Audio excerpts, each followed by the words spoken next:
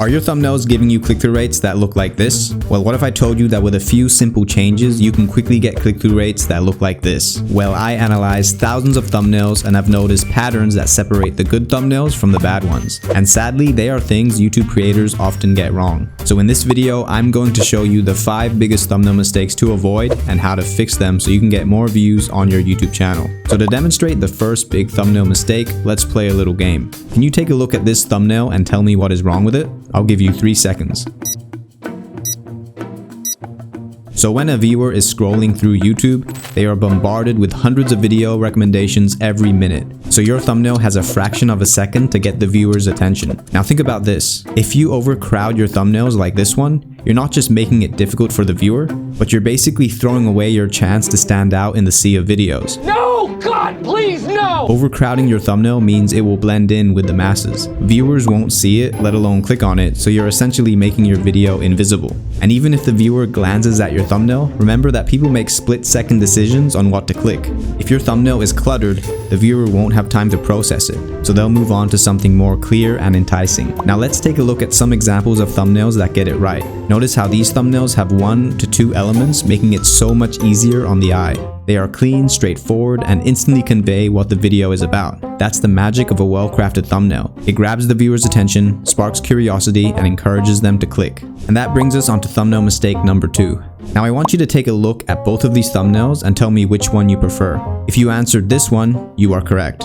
What? Nah, I'm just kidding. This one is a lot better. But why is that? Well, this one is overloaded with text, right? And too much text just ends up overcomplicating the thumbnail. Consider this. When YouTube recommends a video, those thumbnails are shrunken down on the homepage. Your thumbnail needs to stand out even at a small size. So that's why you don't want to do what this guy has done. Because to fit everything in, you need to make the text smaller, which will make it unreadable when shrunk down. And if the viewer can't read it, then what is the point of the text in the first place? With thumbnails, less text is often more. You want to keep the text to 2 to 3 words maximum. And look at Mr. Beast for example. He often has 0 text in his thumbnails. If the visuals can convey your message effectively, then you can remove text altogether.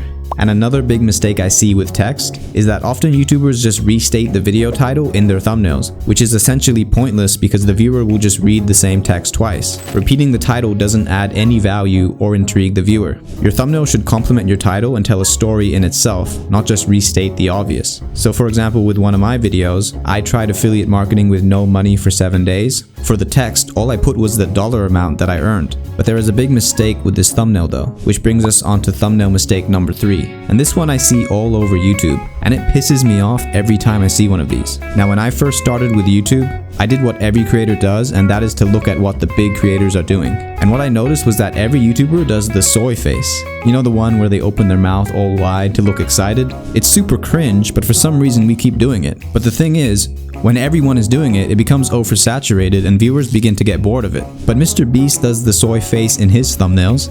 That means it's good, right? Well, actually, YouTube has recently introduced a split test feature for thumbnails. And it's not open to the public yet, but Mr. Beast has tried it.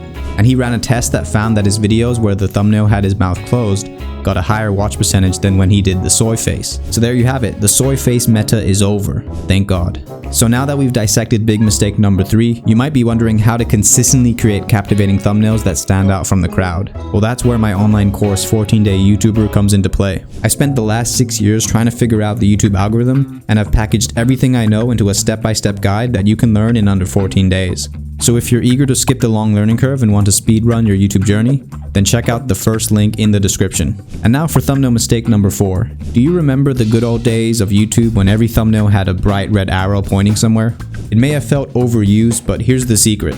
It actually worked. Why, you ask? Well, as I mentioned earlier, you only have a fraction of a second to capture the viewer's attention when they're scrolling through YouTube. The red arrow's purpose was simple yet effective.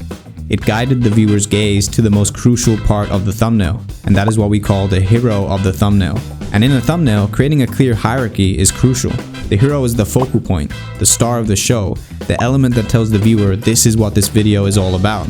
Without a hero, your thumbnail lacks direction and viewers might struggle to understand its purpose. So for a bad example, I will show you one of my old videos. The video is about the book, however, I have it off to the side instead of making it the main hero of the thumbnail. And there is an even split between the book, my face, and the text. Nothing really takes dominance in this thumbnail, so the eyes are drawn in all directions. I could have made this better if I made the book take up more space while shrinking the other elements down.